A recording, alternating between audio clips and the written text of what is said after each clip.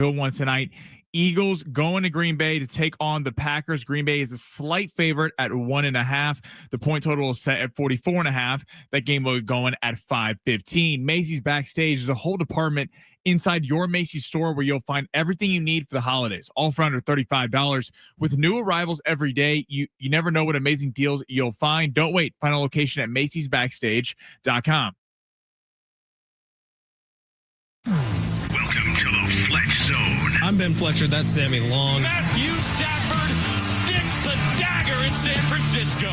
His fourth passing touchdown. Congratulations, Keenan Allen, the Chargers' all-time receptions leader. Get in the Fletch Zone. The I formation and alert at the line by Drake May. Play fake to Henderson, steps up, lobs the throw to the right. It's caught and run by Kyle Williams. 25-20, speeding down the right sideline to the end zone. Touchdown, Patriots! Hand off to A-Chain. He's gone. 40. Nobody's going to catch him. Maxwell Harrison chasing up to get him. Touchdown, Miami. SDFC 4. Portland Timbers, non-SDFC wins the series. 2-1 on to the Western Conference semifinals. Plus, how do those picks pan out? Lamar Jackson, more than 219.5 pass yards against Minnesota. Negative. James Cook, less than 17.5 rush attempts. It's about damn time. Justin Herbert, more than 23.5 rush yards. Well, no one perfect. Quinton Judkins for the Cleveland Browns, more than 83.5 rush yards. You must think I'm pretty stupid. You're not curious? Just to try something new? We wade through a packed weekend from the studios of San Diego Sports 760 We are going to have a good time here. in the Fletch Zone. Happy Monday, everybody. What's going on? Ben Fletcher, Sammy Long with you till 2 today. John and Jim will take over then. A busy weekend. You just heard all about it from Big Voice Guy, but SDFC wins and advances. They got to wait a couple weeks, but they'll be back. I believe Monday the 24th is their next postseason game. It'll be here at Snapdragon Stadium, and it is a winner-take-all again for SDFC taking on Minnesota. Can't wait for that. It was an awesome environment yesterday at Snapdragon Stadium. Watched a ton of that game on TV. Heard from a bunch of people who went, including our buddy Casey down at Society, that it was an awesome, awesome time had by all, and SDFC dominates. Pellegrino, 2 goals. Anders Dreyer, 2 goals as they move on. And keep the dream of the MLS Cup wide awake here in San Diego. Also happening just earlier today, the Padres have officially announced Craig Stammen as their manager. I watched that press conference. It was a lot. And we'll play some of that coming back in just a little bit here. And San Diego State had a football game, had a basketball game. Football game did not go well. Basketball game went well enough. But the football game, man, they may have played themselves out of a CFP opportunity. In fact, I think they definitely have, but still control their own destiny in terms of the Mountain West and the bowl game that they could end up playing in. And it was a week of absolute bloodshed in the NFL as some top teams go down. But put all that to the wayside. Sammy Long, how was your weekend with the Chiefs on bye? Well, there's a certain NFL score that you happen to leave out of all of that open. What, the Niners getting their asses kicked? Yeah, I just was curious if you had any thoughts on that or wanted to respond to, that performance. Kind of feels like the season's over. They're going to fall into some irrelevancy here for the next few weeks, and that's okay. Look, they got Rams Seahawks coming up next week. That might be one of the games of the year. Maybe an NFC Championship preview at this point, and that's hard to see when it comes to what went down in the NFL over the weekend, but you can only take so many injuries. Really, I have a soft spot in my heart for these guys, for this team who are still putting it out there day in and day out. You see how it flips, how they're going to the Super Bowl 2 weeks ago, but now it's the injuries are too much. It is. It's a hard thing to deal with, but when you're dealing with high contact sports and ligaments in the human body that can only take so much, it's tough to see, but injuries are inevitable. I think what's nice, though, is it kind of quiets the whole, should Mac Jones be the starter? Should all this happen? You guys don't have to hear about that for the next, year or so. But, the Rams are certainly an NFC contender. Just want to make sure you watched that game yesterday. But I enjoyed watching the NFL. I thought it was a lot of good games. Early slate was fantastic. Afternoon slate, a little bit of a dud, but a lot of AFC kind of up in the air. You got, the Bills losing. The Patriots look fantastic. Chargers look good on Sunday Night Football. And the Colts escaped that one in Berlin. That was kind of a wild game. So I'm kind of curious, who's the favorite in the AFC now? Because it's really odd. Every team has a flaw. Even in the NFL, there's not a team that is so much better than everyone else that you're it's kind of them and everyone else.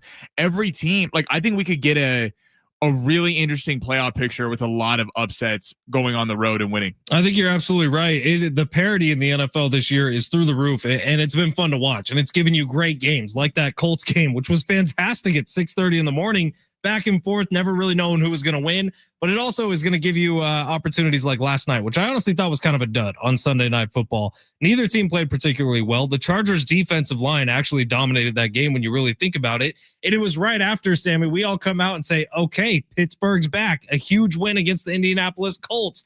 The defense starting to look like the defense again. And then they come up against the Chargers, who have no offensive line really to speak of. Nobody's healthy left on that offensive line.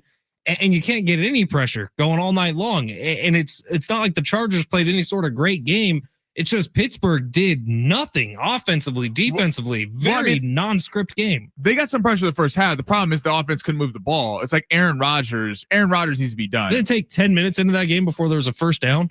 Yeah, well, it was the defense was shutting him down, but Aaron Rodgers in that offense was horrible. And I get it. Calvin Austin dropped a couple balls.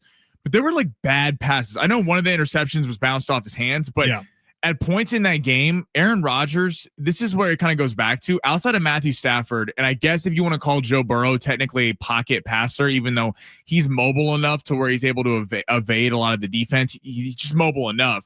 The pocket passer is kind of dead. Like it's just, you see what happens. This whole Aaron Rodgers can evade in the pocket. Like the Chargers were just teeing off and they were not scared of him running. I think the fact that the league has adapted to your Lamar Jacksons, your Josh Allens, your Jalen Hurts, your guys that can just take off at any moment.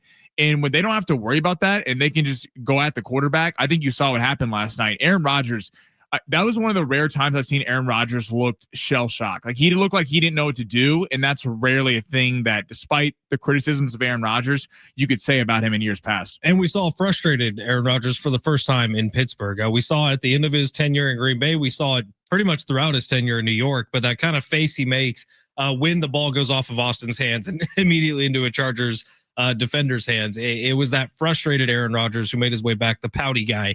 All right, we're going to get to the big three here. There was a firing in the NFL. A head coach no longer has a job. We will get to that coming up right now in the big three, where Sammy Long rips through the top stories in the world of sports. Sammy, smash it. Your lunch break is here. Ready to go back to the office and knock the socks off your friends? I mean, coworkers? It's time for the top stories of the day. The big three. So one other note I had about that Bills loss, because they got their asses kicked to the Miami Dolphins. But Sammy, did you see on the broadcast they were talking about how the Bills tried making a move for Waddle, but ended up the price was too high? Well, how convenient is it that right away in that game, Waddle scores on like a 47-yard touchdown immediately, and the Bills, they lack wide receivers. That's going to be their downfall. Well, what you saw the old Bills show up in terms of Josh Allen has to carry the team. He's got to do it all himself. This is the problem with not having a number one receiver. And they've kind of messed around with it. And to the Bills' credit, somewhat, it's worked somewhat since they got rid of Stephon Diggs. They've been one of the best offenses in the league. But you saw yesterday when Miami, you got to give Miami a lot of credit. That team looked like they were going to roll over and die. And for them to come out and just like, really, that game was not competitive. That was not like a close win. It was an ass kicking. They dominated them on the defensive side after trading Jalen Phillips. They got after Allen, kept him in the pocket, and there was just really no one getting open. We'll see if that kind of continues down the stretch for the Bills, but not a good look for them. And that would have been our Circus Survivor pick this week, so we would have been out. That makes me feel better, weirdly. Yeah, there was a lot of upsets this week. They're down well under 1,000 people now in Circus Survivor. Because the Panthers lost? Mm-hmm. The most people were on the Panthers, actually, up near 500 people. One guy 1,700 left. One guy who had 10 entries went all Bears and sweated it out, and they ended up winning. That game was chaos. All right, Sammy, where do you want to go with the big three? Let's go to the other side of that game. The Giants fire Brian Daboll this morning, just a couple hours ago. Do you like the firing halfway through the year? I actually don't, believe it or not. I feel like the New York Giants, for the first time since Eli retired, are a very rootable team right now.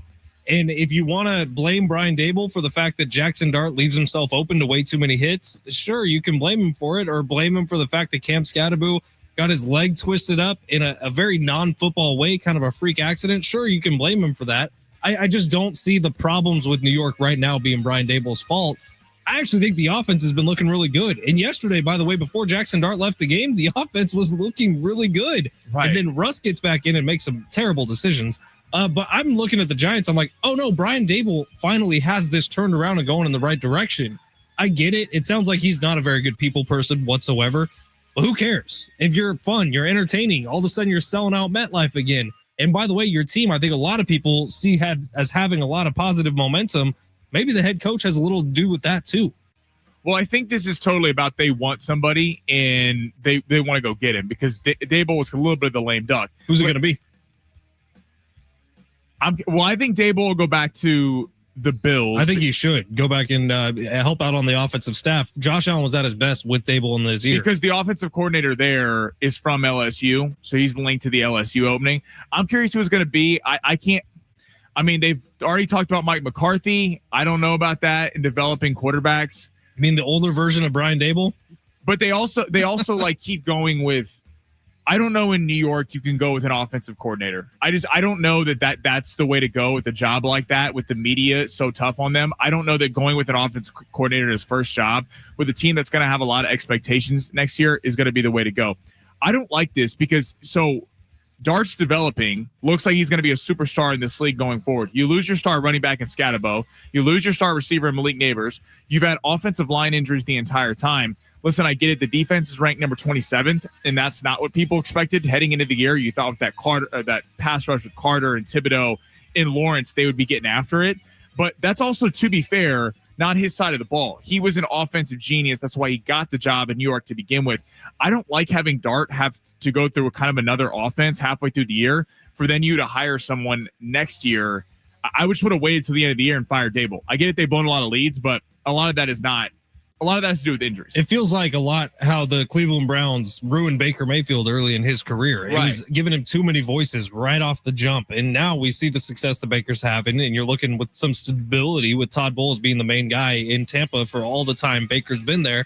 It's like, oh, maybe that's just what quarterbacks need is to have a constant voice. Well, and the fact that Dart's playing this well with all these injuries of all of his weapons is impressive. They should have won that game yesterday. Yes. Jackson Dart goes out, and that was the game. They should have won the Bears game. They should have won the Bronco game.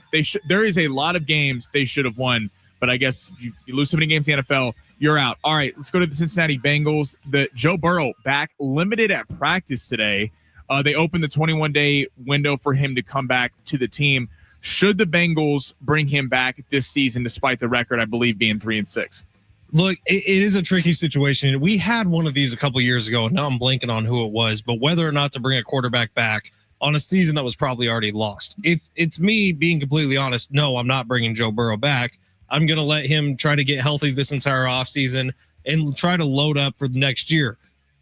However, you want to sell out your last few home games, there's no better way to do it than have Joe Burrow back out there on the field. And honestly, a lot of it's going to be left up to Joe Burrow, whether he wants to do it, whether he wants to be put at risk once again. Look, did you see the numbers that came out that were Bengals offensive line pass pressure rate with Joe Burrow and with Joe Flacco? No, what were they? With Joe Burrow, they're god awful.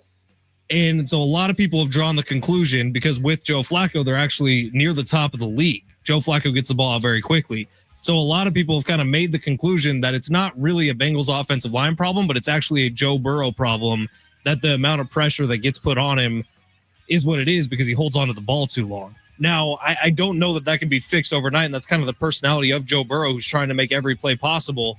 But you might need to have some limitations set on him if he is coming back this year, because the worst case scenario is he gets hurt again right before the end of the season, has to miss some of next year. Well, I think the only reason this is even a question is because you saw the Steelers lose again last night. We thought the Steelers were going to run away with the division when the Ravens were 1-5 and everyone was hurt. The Ravens win, so the division's completely up for grabs. I mean, they're only 2 games back of the division title right now. They play Pittsburgh this week. So you think that if they win that game, there's going to be a lot of pressure on him to come back. But Joe Burrow has dealt with a lot of injuries, and this is not a Super Bowl caliber team. I don't care if they get to the postseason. They score a bunch of points with Joe Flacco. Now, Joe Burrow is a way better quarterback than Joe Flacco, but it's not like they're having trouble scoring and they're losing these close games. The defense is an abomination. That is one of the worst defenses I've ever seen in my life. Them and the Dallas Cowboys this season. And the offensive line sucks. So you're putting Joe Burrow, your franchise, the guy that brings hope to Cincinnati, in the way of possibly another injury, considering he's already dealt with a couple. He already missed a season. He had an injury in college, which kept him out. I mean, you start to get worried about this guy for his long-term health. If I'm Cincinnati, I'm drafting all defense and offensive line. You got to go solve this thing. But I guess as long as you're in it, you got to keep it in. But if they lose to the Steelers this weekend, I think they got to be passive. All right, let's go to the Lions. So Dan Campbell takes back play calling from their offensive coordinator, Morton, despite them having the number 4th ranked offense coming into the game. They did put up in the 30s yesterday against the Washington Commanders. Right call for takeover for Morton with the top 5 offense in the league. What do you think? You could see it right off the jump where Dan Campbell wants to commit everything to. A, Jamison Williams got involved early and often in that game. And B, Jahmyr Gibbs was the feature of that game. And that's what Dan Campbell wants. He wants those two guys to be the wow and the pop of this offense, because Amon-Ra St. Brown's going to produce. He's going to be around 7 or 8 targets. That's already built to within the offense. But you have to figure out a way to get these two freak athletes and Jahmyr Gibbs and Jamison Williams the ball in space. Well, they both have big games yesterday. I do like the move from Dan Campbell. This is him saying, look, if we're not going to get to a Super Bowl this year, I don't know when we're going to get to one. And if I'm the head coach of the Lions, and this is the thing that I've kind of built, it's going to be because of me that we either get there or don't get there. I'm not leaving this up to somebody else. I thought yesterday was an identity game for the Detroit Lions. They played fantastic. And you could see almost the team responding to the fact that he was the one calling the plays, that they were going out and just being the Detroit Lions again, which is what everyone's been wanting from them all year long. Well, I think this is a direct reaction to the media, because a lot of people, including myself, were talking about how Aaron Glenn and Ben Johnson were the reason why they've been good the last few years. And credit Dan Campbell for him taking over play calls. Apparently there was a disconnect between the offensive coordinator Morton and the receivers, as evidenced by Jamison Williams not really getting involved, despite him being a top receiver in the league. I think this is Dan Campbell. This is a little ego thing. This is like, hey, I'm a great coach, because a lot of people, everyone knows he's a great motivator. The question is he a great coach? Has he been propped up by the fact that he has great coordinators who got NFL head coaching jobs, the Bears and the Jets? So they look good against Washington. Got to give a lot of credit. 44 points, man. But let's not kid ourselves. Washington's defense is awful. We're going to see it. And I'm not saying it's the wrong move, because, listen, they came up short against the Chiefs. They came up short against the Packers. All the top teams that you would think they have lost to. Their best win has been Baltimore. So maybe Dan Campbell kind of rejuvenates the team. It did look like they were pretty stoked that he was calling plays, and the offense certainly worked. But let's see it when they they take on the Vikings again. They take Sunday on the Night Football again. Next week. They got the Eagles. Right. So we're gonna see. Everyone's going to be able to see is Dan Campbell, because that Eagles defense is going to make adjustments. It's not Washington. All right. We got some giveaways coming up today. We will tell you what they are on the other side, as well as get into history made here in San Diego. That's next at San Diego Sports 760 live on the iHeartRadio app.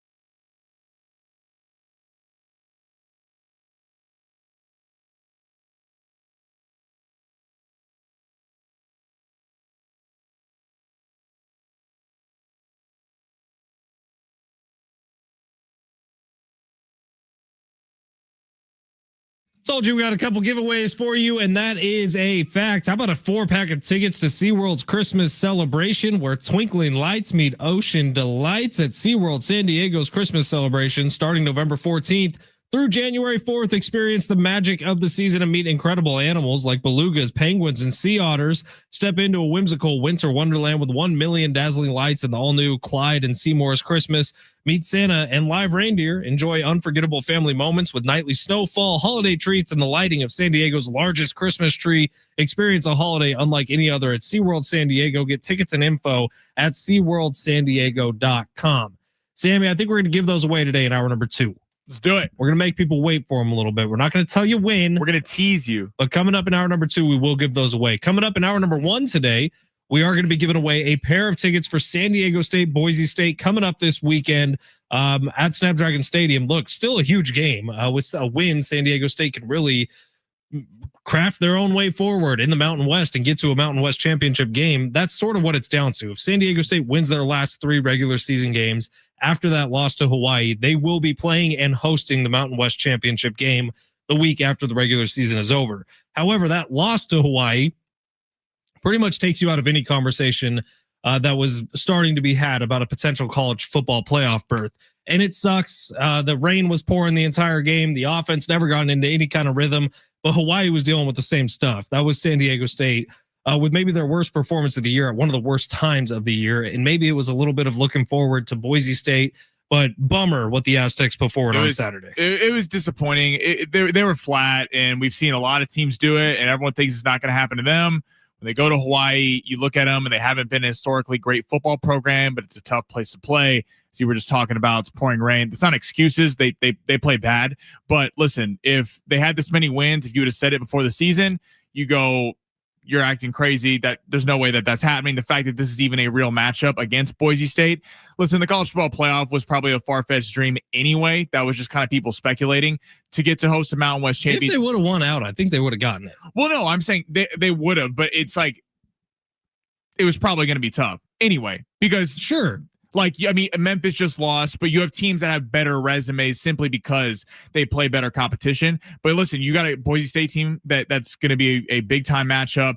You go to the Mountain West championship. I mean, if you go from 3 wins to a Mountain West title, that's a massive jump, which they've already made this year. So hopefully they can kind of flush the Hawaii game and get after Boise State this weekend. By the way, do you know what bowl game the winner of the Mountain West Conference Championship plays in? No. The Gronk Bowl.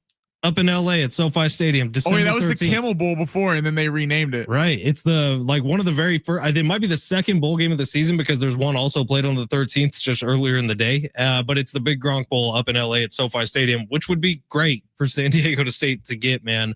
But we'll see. It was a bummer on Saturday. That was not fun doing that post-game show. I'll just say that because this team had all the momentum in the world and everything was heading in the right direction. And for them to just come out and if you were to ask anyone on that team, play flat, it just wasn't even a possibility in my mind that would happen. Now, Tano Latuli, you lose him for the season with the ACL.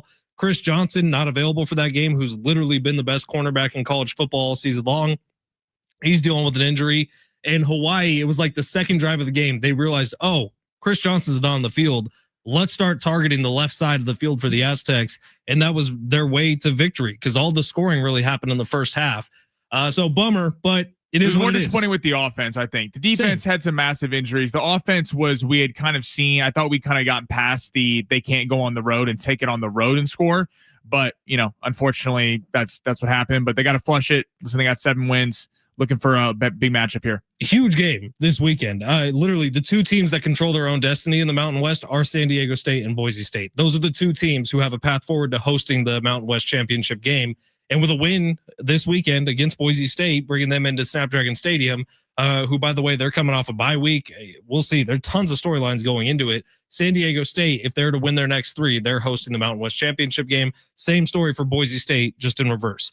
All right, Aztecs basketball, however, they got the win yesterday against Idaho State, who put up a good fight, man. You watch that first half, San Diego State was starting to pull away at the end of the first half, and Idaho State came out in the second half and gave it right back to San Diego State. So you look at what that game means and you're thinking, oh, it's Idaho State.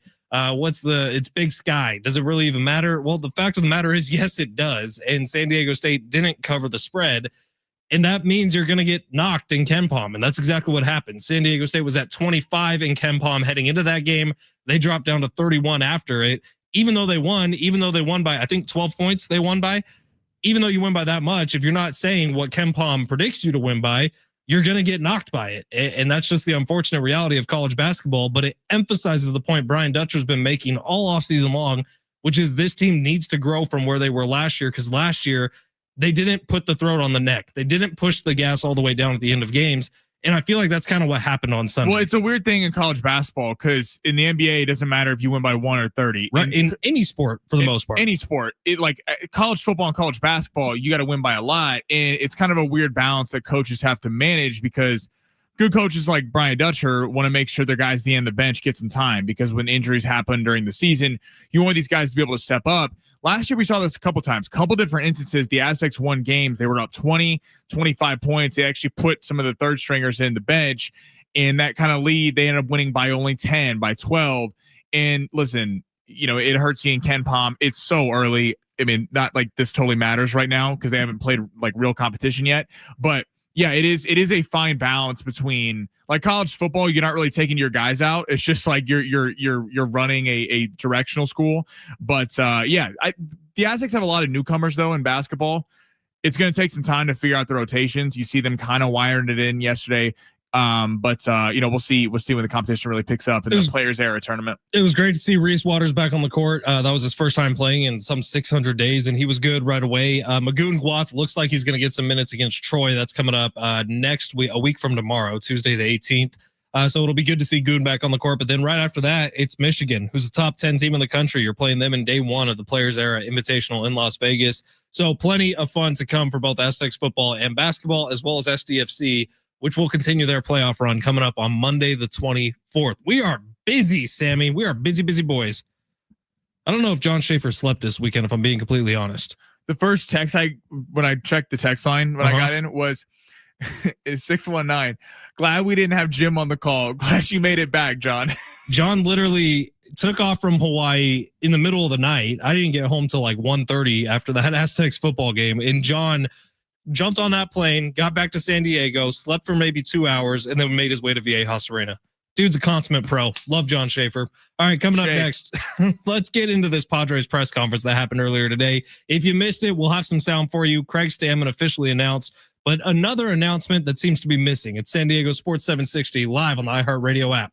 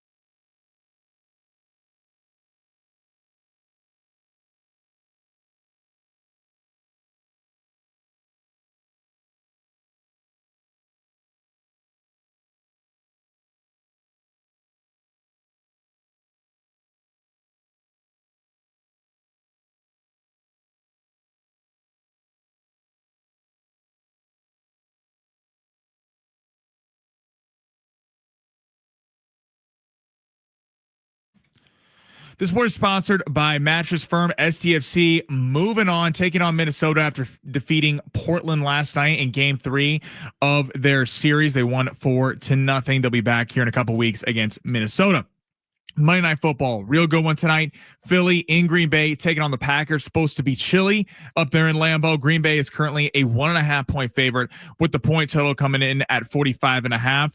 Game gets going at 5:15. All the late money though is coming in on Philly. Need better sleep? Score huge deals on your perfect bed at Mattress Firm's Black Friday sale. Stop in today and let the sleep experts find the right upgrade for your unique needs. Mattress Firm, they make sleep easy. That was a unique update read, huh, Sammy? They got me doing a tongue twister for Mattress Firm. A tongue twister? That sounds dirty. I think I've seen a movie about one of those. San Diego Sports 760. We got 13 chances for you to win $1,000 every weekday with the bonus bucks giveaway every hour from 6 a.m. through 6 p.m. Listen for the keyword. Enter it at sportssd.com. Your next chance to win $1,000 coming up at 1 o'clock. I believe the keyword for this hour was win, W-I-N. If you take that over to sportssd.com, you got a shot to win $1,000 and we'll put it in your hand and you can take it to see your favorite band. You got any more rhymes for me, Sammy? Are you trying to do a little rhyme scheme over there? I feel like I'm kind of nailing it. I don't know about you. Bonus bucks giveaways, sportssd.com. All right. First of all, I love that Sammy said it, but it is going to be a very cozy night tonight watching football because it is chilly in Green Bay. It's going to be in the low 30s by the time this thing kicks off, dipping down into the 20s. Feels like we're getting football weather back. I saw in Chicago, there was some snow falling down in a wild Bears game where Sammy's going to love this. Caleb Williams looked fantastic in the fourth quarter. In the fourth, it took him a little while, but he did come through at the end. A couple of scrambles that extended plays. He looked a little bit like Mahomes out there, who in the fourth quarter, Mahomes reverts to his legs, but Caleb Williams, that dart that he threw late in the game, I can't remember who he threw it to, but it was one of the better throws I've seen all football season. And I think the emergence of Loveland, the tight end, who's a rookie this year, has been huge for Caleb Williams and the Bears. So it was good to see the Bears come through in a big way last night. I know that made Sammy very, very happy. Very funny text from the 858, and this is accurate. The 858 says, so Boise State drops the game to a D2 school. If you missed it, they lost to Hawaii Pacific in basketball earlier this year and loses no ground on KenPom, but the Aztecs actually win a game and lose ground on KenPom. That is true. Now, I will say this. I did some digging on this and figured this out. The selection committee will still hold that Boise State loss against them. So in some of the regular season and non-conference rankings, Boise State lost 0 ground because they lost a game to Hawaii Pacific. But at the end of the day, say Boise State and San Diego State are dead even in terms of KenPom at the end of the year and dead even in terms of the net rankings at the end of the year. The selection committee will go, okay, yeah, but Boise State at the very beginning of the year lost to Hawaii Pacific. That's a reason to keep them out and put the other team in. Right. If you're going to schedule BS programs, then guess what? If you're going to lose to them, you should be held accountable for that. Like it shouldn't just be a one-way street that these schools are getting shipped out to come get slaughtered. And if they actually put up a fight, you should be held responsible for that. I don't know if you see on YouTube, but our guy Jay Silva is saying you just got to give her the old tongue twister, Sammy. Jay Silva. Sammy special. We got to get a T-shirt made or something. Get a merch store where we could sell stuff with tongue twisters on them and stuff like that. Sammy, my update was so good until the last 20 seconds. It really was. All right, let's hear from the Padres' new manager. His name is Craig Stammen. You recognize him. He played for 6 years with the Padres, a 12-year Major League Baseball career. Was a really good reliever at times, was a locker room piece at times. The last couple of years he's been in the front office. He was formally announced today at Petco Park. He and AJ Preller were sitting up at a podium. AJ Preller, who is the general manager of the Padres, we think, heading into next season. Let's hear from Craig Stammen, the new manager of the Padres. 200 times a year. Yeah, the process was AJ was very coy about it in the beginning. And I think he's been very understanding of my family situation, how important they are in this process. And even that was a big part of being a special assistant the last couple of years, was him understanding that situation. And so he was always probing a little bit, would you like to do more? Would you like to be a part of the front office a little bit more? Would you like to be, have a little bit more? Would you like to be a part of the coaching staff? And so I always knew, and he's articulated that to me, several times of what he thinks of me and how he thought I could be successful in some of the leadership roles within the team. So he was very coy about it at the beginning, and then we kind of got through the interview process a little bit at the beginning of it. And then he put the sales kibosh on me and said, I really want you to be a part of this process. I want you to think about being the manager of the Padres. And, my immediate thoughts are to my family. And like, we can't make that happen. We can't move them out of school and move them from Ohio to California. And yeah, I would love to do this. In my core, it's like, yes, I'm 100% in. But there's a lot that goes into making that decision. And so that started the process. Audrey and I had a lot of conversations. We prayed a lot. We fasted about it.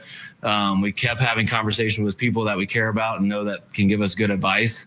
And then AJ's part of that too. He's pumping me up and telling me, continuing to believe in me and show that belief, him and Josh, a belief that, like, honestly, if they didn't have that strong of a belief, I probably would have not gone down the path as strongly as we did. And Craig Stammen, the new Padres manager.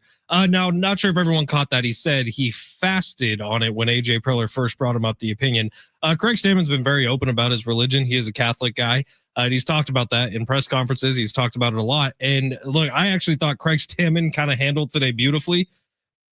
But when you're talking about fasting on something, Sammy, I don't know that I'm going to be abstaining from food anytime I have a decision to make in my life. In fact, I'm quite a stress eater, which I think already puts Craig Stammen above me in the Padres managerial hunt for a new manager. It was I thought he answered the questions well. I thought he handled the presser well. I thought he did a great job. If I'm giving a grade on press conference, I'm giving him an A. Yeah, I thought he was good. He answered all the right questions. Listen, I mean, we kind of talked about it last week, but it's like, it's hard to give a grade on the hire because, I mean, listen, I'm not going to sit here and act like, oh my God, Craig Stammen's manager of the Padres, this real change is going to happen. Now, I do like it better than Albert Pujols. I thought Albert Pujols was a guy that, although it's a big name, I don't know if he's going to come in here and kind of lay the law down on guys like Tatis and Machado needing to participate and be big time players in the postseason. But listen, he said he had a quote today about Ruben Niebla keeping him, about how they're going to be a dynamic duo, making pitching decisions. So we'll see. Giving the guys benefit of the doubt, I just hope this. Like, we've seen coaches come in whatever sport it is, and I just don't want a guy who's going to be the player's best friends, because that's what Mike Schilt was. And maybe Craig Stammen is it. We saw this with the Lakers and JJ Redick. He actually went the opposite. Everyone thought he was just going to be LeBron's guy, going to be all for the team, an all-pro player, and he actually calls out players post-game, and I think it actually works a lot to the Lakers' benefit. I hope Stammen kind of takes that same motto and is able to kind of hold these guys accountable and not just be their best friend like I thought Mike Schilt was for a lot of his tenure. Well, I think the biggest worry for Padres fans, and it's a valid one, is that Craig Stammen is going to come in, be the manager, and he's going to be a total AJ Preller puppet. That is the worry and should be the worry for anyone rooting for the San Diego Padres, because, look, it hasn't exactly gone great with AJ as the GM over the last 15 years or however long he's been here. They have had more success than they've ever had in the past, but they've also been building Padre fans up to make you believe that, oh, the World Series is coming, and they've consistently fell short of that. World Series is a very hard thing to get to, maybe the hardest pennant in all of sports to get to, because you have to be organizationally great, and then you have to get hot at the right time. The Padres have not gotten really close yet, if we're being completely honest about it. They haven't. Maybe if they got past the Dodgers 2 years ago, maybe they would have been the favorites to win the World Series, but you didn't get past the Dodgers, so how can you say you didn't even get to an NLCS? What I'm looking at this as this hire, as I stand right now, is that this was a nothing hire. And Craig Stammen did an excellent job at the press conference today, and I can be completely honest about that. And there is absolutely a world where Craig Stammen goes out as the manager of the Padres next year and has a wonderful 95-win season, makes it to the postseason, makes some serious noise in the postseason. I don't know that this move actually got you any closer to winning a World Series, which is where the expectations are and should be for every single San Diego Padres fan. Well, that's where this team is talented. That's when you looked at all the managerial openings, you thought, you're like, okay, like the Padres would be one of the most attractive of those because they do have stars. They do have AJ Preller and a GM who, whatever you want to say about AJ Preller, got to give him credit. He's aggressive and he tries to go after and tries to do stuff, especially with the limited budget that he has had to work with over the last few years after, the late great Peter Seidler passed away. So like, he's got a lot at his disposal. I assume that they're going to win 80 games, 90 games. If they keep the same roster, they should be where they are. What's Craig Stammen going to do? And we'll see. We'll see as the season kind of unfolds how to get them past the wild card, get them past the Dodgers, where it's not, hey, the city's on fire and they go to the playoffs and they lose in a tight one. Because again, AJ Preller can put all the pieces in place. He got the bullpen solved. He got a lot of complementary pieces at the trade deadline, which is why everyone was so excited about this team heading into the postseason. But at the end of the day, are the guys that get paid the hundreds of millions of dollars going to show up? That's the manager that we need to take him over the top. Jay Silves on YouTube saying Padres are toast. No offense to Craig, but he was hired as a puppet. Also saying when this doesn't work, and it won't, will they finally part with AJ Preller? With this ownership group, we just don't know. Here's the thing. Remember we had that report on Friday from Dennis Lin that the contract between AJ Preller and the Padres would be done before the press conference on Monday? That's odd. The press conference has happened. AJ Preller was at the podium. And look, you sitting there the whole time. GM, he talked for like 6 minutes uninterrupted to start the damn thing. And it was very AJ Preller. He said a whole lot of nothing within 6 minutes of time. It was amazing. No one makes 6 minutes feels like 45 minutes more than AJ Preller. But there's been no announcement about his contract. And GM contracts are different. It's not like we're gonna get this big parade like we did with Craig Stammen today, going out there and having that press conference. But you would feel like with the curiosity that's been generated around the AJ Preller contract situation, with the rumors that we've discussed on our show here about the fact that Colorado still hasn't made a GM hire as well, like it feels like something Padre fans should know. And the fact that we don't know it yet leads me to believe it hasn't been done yet. And if it hasn't been done yet, what does that mean for the San Diego Padres with their general manager and president of baseball ops? And listen, it has been frustrating watching the last couple of years, this team in free agency. Like, let's just cut the BS. It's hard watching a lot of free agents that could really help fill the Padres' needs because they have holes. They certainly have a lot of holes on every part of the team, but there are some not even high-priced free agents that could really come in, I think, and juice the team up a little bit, and that they'd let them go by. What does that say to free agents coming in? You hire your manager, so that's good. You got that out of the way. But if AJ Preller, you never let a GM, unless you're done with them, go into kind of a lame duck year. That's kind of the rule in all of sports, no matter where it is or what league it is. With the lack of budget the Padres have, knowing that AJ Preller is going to have to convince these guys to maybe take a little bit of a hometown discount and come and play and try to get a World Series. Are these players going to take it seriously when they're going, well, I don't even know if you're going to be here. Why do I want to sign a 4-year contract if you're going to get blown out in the summer? So it's like the Padres need to figure this out. I don't get it. All indications are that AJ Preller is going to be here because he's making managerial decisions. And Craig Stammen said it himself. AJ Preller was the guy that convinced him to become the manager of the Padres. And by the way, the Padres gave Dylan Cease and Michael King both qualifying offers. So you would imagine AJ Preller is the one who's doing that. You wouldn't be letting AJ Preller do this to fire him in a week. I don't even know if it's a firing. This is bizarre. It's unprecedented in a lot of ways that he still hasn't, as far as we know, gotten the contract extension, but we'll see how this plays out. By the way, the Michael King and Dylan Cease, this got reported on Friday as well. They both got qualifying offers, which I believe is 1 year, $22 million. I think that's what it is heading into the next season. However, there is some gamesmanship here because if they don't accept those offers and they go sign long-term extensions elsewhere, the Padres get draft picks back. So it's a little bit like you almost have to make the qualifying offer. Because Michael King will definitely get a much bigger contract than that. I think Cease will too. Dylan Cease will too because his stuff is great and teams are going to think that they can. At least he'll get a 5-year deal offer somewhere. Right. Even if it's not $22 million per year, it's going to be a 5-year deal worth over $100 million probably for both these guys. So we'll see. I think it's a qualifying offer that the Padres felt like they have to make so they can get the draft pick. It's the economics of press release. Yes, and that's exactly right, too. All right, we're going to take a quick break here. Aztecs football tickets taking on Boise State this weekend. Those are coming up on the other side, right after something we do called Long Shots, where Sammy Long builds us out a daily fantasy sports lineup. Rough weekend. See if Monday Night Football treats us better. That's next.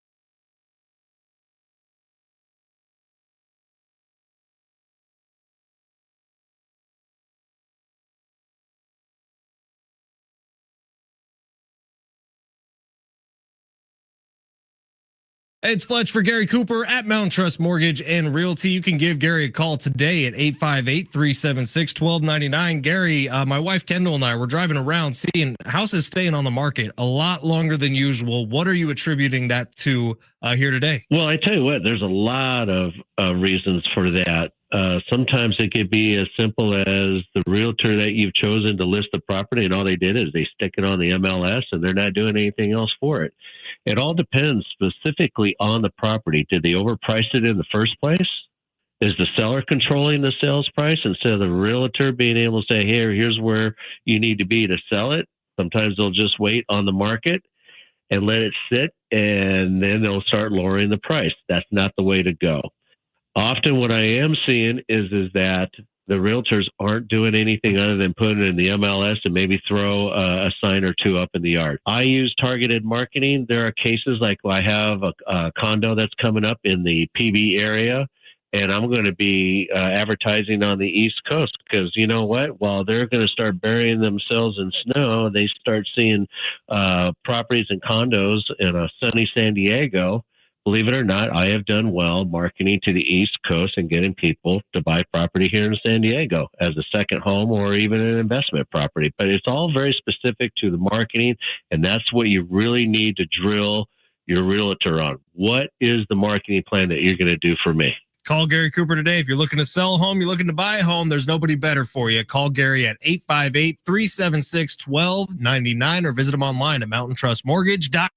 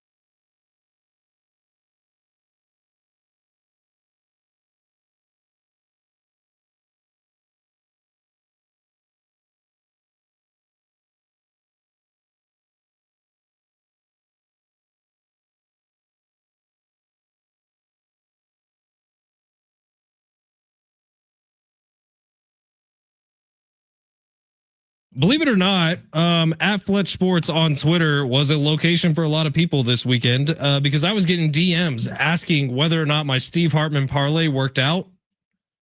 Answer: no, it did not work out. Hartman sold the bag. He actually did. He started off well. The Colts won, but then it fell apart right after that. So no, Steve's parlay did not work out, but I do think it's kind of fun. And that's a bit I want to keep going for the rest of the NFL season, making Steve put together a parlay. But every day, Sammy has a very hard job to do, and it's called Long Shots. We got Aztec tickets for you coming up in about 5 minutes. But first, we're going to get a lineup from Sammy that we can all put into our daily fantasy sports apps and play and hopefully make a little bit of money tonight. Sammy, smash it. You looking for some luck? Want to win big? Gotta play big. You are so money, you don't even know it. Time to take a chance. Pay that man his money. With Long Shots. This is how I envision it. Sammy is reaching through your car radio right now or the free iHeartRadio app and just maybe laying a hand softly, gently on your head and saying, tonight, we are going to be watching sports together. we're all going to have one similar. In fact, let's fast on it, Sammy. Let's fast. Let's Craig Stammen fast on it. Greg Stammen taught us a lot. How long did he fast? I would have loved to be. Kevin AC didn't ask any follow-ups. By the way, nobody asked AJ Preller, who was there, whether or not he had a contract extension. Yeah, like that's a little bizarre. Don't let Fletch and Sammy in that room.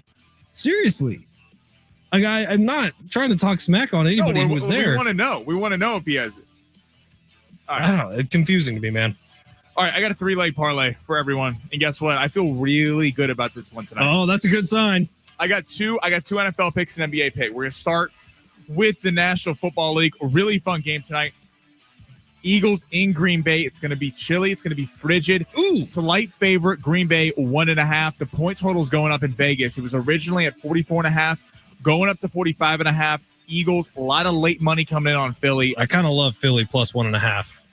Yeah, especially in a pick'em game. We don't know what we're getting from Jordan Love. But looking at the game, on the Packers side of things, Christian Watson, more than 42.5 receiving yards. Listen, a lot of the receivers are banged up for Green Bay. In Tucker Kraft, tore his ACL last week. He's out for the season. Other guys got to have opportunities. What's been the one weakness of this Philly defense? Now, they add Jalen Phillips. The pass rush is still elite. The number 2 corner spot, they do allow some deep shots. Quinion Mitchell's a very good corner. Cooper DeJean. But Adoree Jackson at the number 2 spot, he has been susceptible to some big plays this season. Christian Watson is their burner down the sideline. Jordan Love going to want to put a little bit of a performance after that kind of slugfest that he was terrible in that game against the Panthers. They got to hit some deep shots against this defense. I think they do. Christian Watson, more than 42.5 receiving yards for Green Bay. On the other side, Jalen Hurts, this line actually just went up. More than 31.5 rushing yards. They're going to be keying everything at Saquon Barkley. Because I think a lot of Josh Jacobs tonight, a lot of Saquon Barkley. Jalen Hurts in big games likes to run the football. I think he's got to get out in space. This Green Bay defense, the pass rush is fantastic. Not a lot of time to be sitting back there in the pocket. Jalen Hurts is very elusive. In big games, if you watch in playoff games, things like that, Jalen Hurts likes to take off and run, especially with the amount of man coverage that Green Bay plays going down the field. We're going to go more than 31.5 rush yards for Jalen Hurts. And then finally, there could be 32 tush pushes. That would also get you there. Yeah, exactly. He's going to get. There's going to be like 5 tush pushes in the game. And those go like 3 yards each. So I'm really liking Jalen Hurts more than 31.5 rush yards, but I think he actually pops a couple big runs tonight. And then we're going to go Charlotte Lakers tonight. DeAndre Ayton, more than 9 rebounds. A little bit of an obscure bet. Here's the thing with Charlotte. LaMelo Ball is out. They do not shoot very well from the field. They're 46.9% field goal percentage. They have a lot of opportunities for rebounds. They do rebound very well on the Charlotte side of things at 47 per game. The Lakers are only at 41. DeAndre Ayton is really the one guy right now that rebounds the ball well for the Lakers. I think more than 9 rebounds, he's going to have to rebound very well tonight. I think they will. Lakers got blasted by the Hawks on Saturday night. Respond, and DeAndre Ayton with Luka and Reeves back tonight. Going to be a big part of the offense. A lot of opportunities for putbacks. With the amount of missed shots from Charlotte, I think there's going to be plenty of rebounds for DeAndre Ayton. So to recap, DeAndre Ayton, more than 9 rebounds for the Lake Show. Christian Watson, more than 42.5 receiving yards. And Jalen Hurts, the number actually just went down, which is beneficial for all of us. More than 30.5 rush yards for Jalen Hurts. Damn it. I locked it in at 31.5. Are people fading me? Is that why it went down? Must be. All right. That's long shots for today. We'll see if we win some money. I actually have a good feeling about that one too, Sammy. I like it a lot. $20 wins you 120 if that's what you're putting on it. It's San Diego Sports 760. We are, I don't know if you know this, the home of San Diego State football and basketball, meaning we have a pair of tickets for a massive Mountain West showdown coming up this weekend. San Diego State, Boise State at Snapdragon Stadium. If you would like to win those 2 tickets that Sammy is currently just floating around his head like a halo, magically going around his head, he wants to give those away. So if you want to win those tickets, call right now, 877-767-4760. Sammy, what number you want to give these to? Let's do number 8. Number 8, you're winning those Aztecs tickets for this weekend's game. GoAztecs.com. There was actually a special going, 2 for $40, which is pretty good, man. So get on out to Snapdragon Stadium this weekend. Support the boys. Pair of tickets on the line, 877-767-4760. You're listening to San Diego Sports 760 on the iHeartRadio app.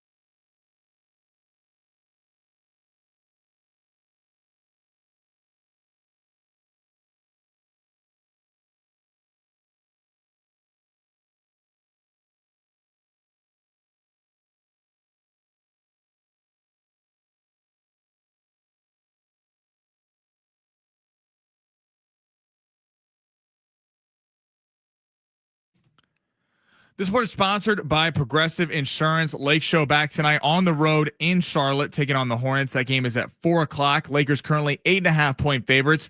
Austin Reeves has been upgraded to probable after missing the last game. And Monday Night Football got a good one tonight. Eagles in Green Bay taking on the Packers. Green Bay 1.5-point favorite. Total has been jumping around from 44.5 to 45.5. Now back down to 44.5. 5:15 is kickoff. Progressive Commercial Insurance flexes to fit your business's needs, from quick repairs to adjustable coverages and even payment options. Progressive Commercial makes it easy to get what you need. Get a quote today in as little as 8 minutes at progressivecommercial.com.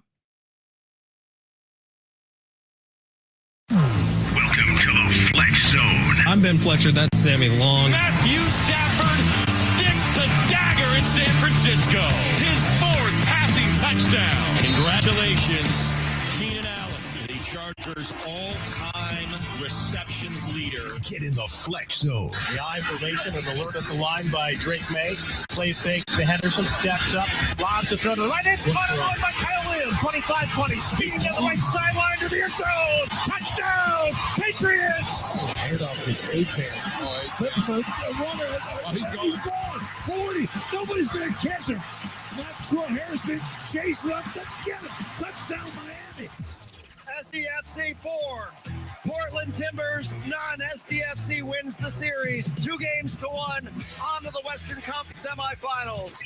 Plus, how do those picks pan out? Lamar Jackson, more than 219.5 pass yards against Minnesota. Negative. James Cook, less than 17.5 rush attempts. It's about damn time. Justin Herbert, more than 23.5 rush yards. Well, no one's perfect. Quinn Judkins for the Cleveland Browns, more than 83.5 rush yards. You must think I'm pretty stupid. You're not curious? Just to try something new? We wade through a packed weekend from the studios of San Diego Sports 760 We are going to have a good time here. in the Fletch Zone.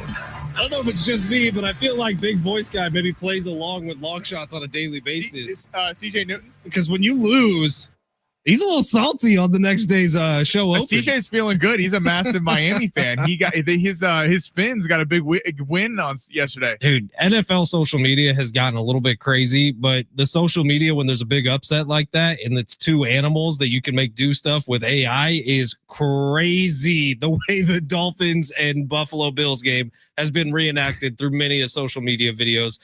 Probably 10 of which I've sent to Sammy over the last 24 hours. But they're pretty funny. All right, it is San Diego Sports 760. Who won those Aztec football tickets? Marcos, what's up, man? Thank you for listening to the show. We appreciate the hell out of you. We still have a 4-pack of tickets for SeaWorld's Christmas celebration. So if you want those, we're going to make you wait a little bit longer. I know we got the Christmas jingle going on. It's like, it's crazy how we just forgot about Thanksgiving. I actually have a bit of a dilemma here. In the world of Thanksgiving, Christmas. Can I throw this out to you, Sammy, and maybe the text line as well? Hear it. My wife loves Christmas, loves Thanksgiving, loves this time of year. She's actually already put up the Christmas tree in our house. That's crazy to me. I agree, but I love her, so I'm okay with it. She flies back from New York tomorrow, and she would love it if I put up the Christmas lights on the house today. What? No, it's not that. Do I do that to surprise her? Sammy, you're coming at it from the angle of thinking like a reasonable person. I'm coming at it from the angle of I could score some massive brownie points with the misses if I do it today. That's a you thing. Whatever you want to do, that you do you. But in terms of a generic thing of putting up Christmas lights before Thanksgiving is like a sin. It's like, listen, I mean, are we just going to forget about the pilgrims? Two of the houses in our neighborhood already have Christmas lights up. I'm watching Football Sunday yesterday, and I'm like, I get it. Christmas starts earlier and earlier every year in the holiday season, but it is insane. Every commercial's Christmas. I'm like, we haven't even had Thanksgiving yet. Turkey Day. God forbid people get to smile every once in a while, Sammy. Christmas is a very happy time of year. I love Christmas. What I'm saying is Thanksgiving does not get the respect that it deserves as one of the best holidays on the calendar. Like, why are there not Thanksgiving commercials? Because you don't buy things on Thanksgiving. You buy a turkey, you buy a bird. That's it. Like you buy food on Thanksgiving. We're a bunch of fatties on Thanksgiving, and that's why I love it as much as I do. However, it's not like you're consuming a bunch of gifts to give away. Christmas ads start now because now is when you start Christmas shopping. The Christmas season is better than Thanksgiving, but the pure day, if you take Thanksgiving or Christmas, Thanksgiving by a mile. Ooh, that's a fun. If you just take the day, because take away getting a tree, get presents. Text line holiday 704-70. Start your message with team. What's the better day, Thanksgiving Day or Christmas Day? I can make an argument both ways. And I love Christmas, but Thanksgiving Day, football, just eating all day. Maybe you go to the mall at night for a little Black Friday shopping. Always a blast. Text us 70470. Start your message with team. Our buddy Jay Silva on YouTube saying we finally get a banger on Monday Night Football. Yes, we do. I agree. Now, games that we've really hyped up this year have sometimes gone the opposite direction. Like, for example, last night, Steelers, Chargers. I thought that was a great matchup. I thought that was going to be a really fun game. And they're the two teams that were kind of just below the top tier in the AFC. I thought that was going to be a phenomenal game. Turned out to be kind of a stinker. The safety in the first half, neither teams could move the ball offensively until Ladd McConkey came out of his shell and had an incredible game last night. But tonight, it is, as Jay Silva would say, a banger on Monday Night Football. This is a good matchup on paper. It's a close spread, 1.5 points. Is that what it's still at, Sammy? Yep. It's a pick'em game at Lambeau Field. It's going to feel like football because it's cold outside. You're going to see the breath coming off the offensive line. You'll see the dudes on the sideline in the big puffy parkas, which look kind of goofy, but it is what it is. Like, this is going to feel very much like fall football, a great matchup in a historic venue, two of the top teams in the NFC. I just hope it doesn't let us down like the rest of these primetime battles we've built up have. No, I think this is going to be a good one because there's a lot of talking points tomorrow about whatever team wins this game. Because Philly, we kind of buried early in the year for they were winning. They're getting outgained by all their opponents, but they were winning. Then they go on that little 2-game skid and they lose to Denver. They lose to the Giants and they get blown out by the Giants. They've kind of, you feel like, wrote the ship a little bit, but if they go into Green Bay and they lose, then you go, should Green Bay be a favorite? And on the Green Bay side of things, Jordan Love, it's like, what are we getting? Some games against the Lions, week 1, they look fantastic. Then they're almost losing to Cincinnati. The Panthers went in there, that defense, and completely shut them down. They were 14.5-point dogs in that one. So I think there's a lot of storylines about who should be a favorite in the NFC coming out of tonight's game. I think so too. All right, let's get to the big three of hour number 2. We got a great text in here from the 858 about the Padres managerial search and where it ended up landing. We'll get to that on the other side. But right now, time for the big three. Sammy, smash it. Your lunch break is here. Ready to go back to the office and knock the socks off your friends? Coworkers? It's time for the top stories of the day. The Big Three. Text line already getting goofy on Thanksgiving, Christmas. Sammy asked the question. He said, how'd you phase I said, what day, take the season out of it, what day is better, the Thanksgiving Day or Christmas Day? Okay, I like this. And we'll get back to this hour, but where are we going with the big three? Let's head to that Monday Night Football game. What QB would you rather have for the next 5 years, Jalen Hurts or Jordan Love? Honestly, there are a lot of guys I would put above both of them in terms of the NFL. Here's the reason why I'm going to say Jordan Love, and I understand it's an unpopular opinion. The tush push will be banned. I think it is gone after this season. I think that it's we've seen it be called terribly this year by officiating crews. We've seen it 4 straight times at a game this year on primetime, I believe. The NFL wants to be done with this thing. I think this thing leaves the league after this. And then we get to find out what kind of quarterback Jalen Hurts is without it, which I'm a little nervous for Philly fans when that becomes a reality. Jordan Love, I think we know what he is, and we know the potential that he has. And we've seen him make really big plays in really big games like that Lions game you referenced earlier, Sammy. We've seen Jordan Love at times be great, but he is inconsistent. You learn consistency with experience. And as of right now, Jordan Love still doesn't have that much experience. He got the contract. He's with the Packers for a while. I believe in the Packers front office's ability to draft wide receivers, even though they haven't done it lately. I think Jordan Love is the guy I'm sticking with. I'm going to go Jalen Hurts. That's probably the right move. Because he's been in 2 Super Bowls, got one. And look at those Super Bowls. He both played really well in those Super Bowls, and it wasn't the one they blasted the Chiefs. It wasn't because of tush pushes. They flat out beat the Chiefs hands down, and he was throwing the ball very well in that game. If you remember that game, Saquon Barkley had like 56 yards. Saquon got them to the Super Bowl. Hurts won the Super Bowl. Right, like Saquon Barkley was not the reason in the Super Bowl they won the game. I like your point about the tush push. I do think that affects though Philly more than Jalen Hurts. I think Jalen Hurts could be a pocket passer. Jalen Hurts, if they let kind of took the reins off and were like, hey, you're gonna be throwing downfield. He's shown he can do that at times. The problem is Nick Sirianni loves this play, and to their credit, I guess I think it's BS. I think the play should be banned, but it works. So why would you go away from it until it is banned? Jordan Love, has he had the complement of receivers that Jalen Hurts has? No. I think Jordan Love's a very good quarterback in this league, but we haven't seen him do it against the top tier. His best game was when he scored 49 points in Dallas. He played well against your Niners a few years ago, Fletch, but he did lose that game. Problem with Jordan Love for me is too inconsistent. It's like some games you're like, oh, this guy could be a top 5 quarterback, and then sometimes you look at this guy as a bottom 5 quarterback in terms of decision making. Jalen Hurts is a lot steadier for me. I'm gonna roll with Jalen Hurts. All right, let's head to the AFC North. All right, so if Joe Burrow coming back, he's limited in practice. 21 days, right? 21-day practice window. So Zach Taylor's head coach of Cincy. A lot of pressure on John Harbaugh, but they have won 3 straight for the Ravens. And now the Steelers last night getting blown out by the Chargers by 15. If the Steelers miss the playoffs, should Mike Tomlin be fired? But rank those coaches in order in terms of pressure to be fired after the season. Let's say all 3 miss the playoffs. Okay. Let's say Ravens, Bengals, and Steelers all miss the playoffs. Who should be fired in order? I'm going to say Harbaugh has the least amount of pressure on him to be fired, or the organization has the least amount of pressure on them to fire Harbaugh.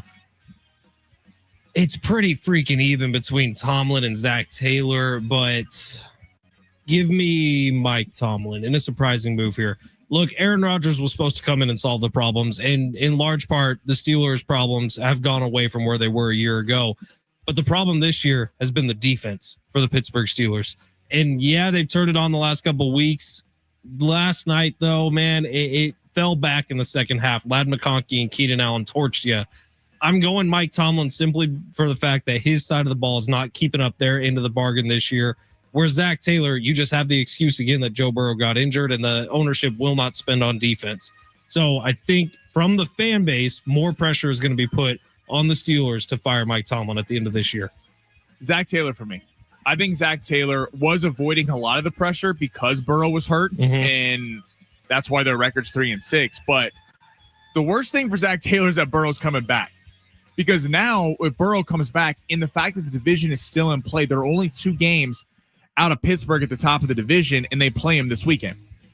Zach Taylor, this defense, like, I'm sorry. I know he's not a defensive guy, but this defense is terrible. And there's a lot of blame, as you mentioned, to go around with the GM, and then paying T. Higgins and Jamar Chase and Joe Burrow and not investing in the defensive side of the ball. But you don't trade Trey Hendrickson at the trade deadline knowing that you could have got some draft picks back. He's going to walk in free agency. If Joe Burrow comes back, what we're going to see the last month or 2 of the season is them lighting the scoreboard on fire, scoring 40 points a game, but still losing. I think John Harbaugh is safe. The fact that they're reeling off wins, John Harbaugh and Mike Tomlin would both land on their feet if they got fired. Mike Tomlin would be next for me. I get it. The Pittsburgh fans want him out, and I do think that if they miss the playoffs, there's going to be a lot of pressure for that. But at the same time, look at the quarterback he's got. I mean, Zach Taylor's got Joe Burrow. John Harbaugh's got Lamar Jackson. Look at what Aaron Rodgers looks scared in the pocket. Yesterday, not for most of this season. Yeah, but he finally faced a good pass rush. Yeah, but Aaron Rodgers hasn't been bad this year. He hasn't been the biggest problem in Pittsburgh. One of them. The defense has been the biggest problem for a large part this season. Aaron Rodgers was the biggest problem in that game. Yes, but I would argue the offensive line was the biggest problem of the game last night. But Aaron Rodgers' inability to escape the pocket was a huge problem as well. Aaron Rodgers, I don't think has been the biggest issue with the Steelers this year. I just think last night exposed that when he faced a good pass rush, I mean, he was missing wide open receivers last night. And wide open receivers were also dropping passes. That's fair. But Aaron Rodgers, that was not a good – the defense held them in that game. If you watch that, the defense played well the first 3 quarters. They held them to field goals. They were lights out the first half, and he was a disaster. I think Mike Tomlin gets scapegoated a little bit. That's just me personally. All right, number 3, who should be the favorites in the NFC West? Seahawks showdown against the Rams this weekend. Both playing like 2 of the best teams in the NFL. Who do you give the edge going forward? That's a huge game coming up this weekend, man. Look, the Seahawks have been kicking ass, if you haven't noticed. That game yesterday, it got closer in the second half. It was never really a close game. It was the Arizona Cardinals kind of clawing their way back into it with a couple of lucky turnovers. The Seahawks have been straight up whooping ass this year. They got a dominant defense. Led by Leonard Williams. Sam Darnold's really spinning the football. They actually make moves at the trade deadline this year, bringing in help to the offensive side of the football. I look out for the Seahawks. I actually have them right now circled as a potential Super Bowl winner.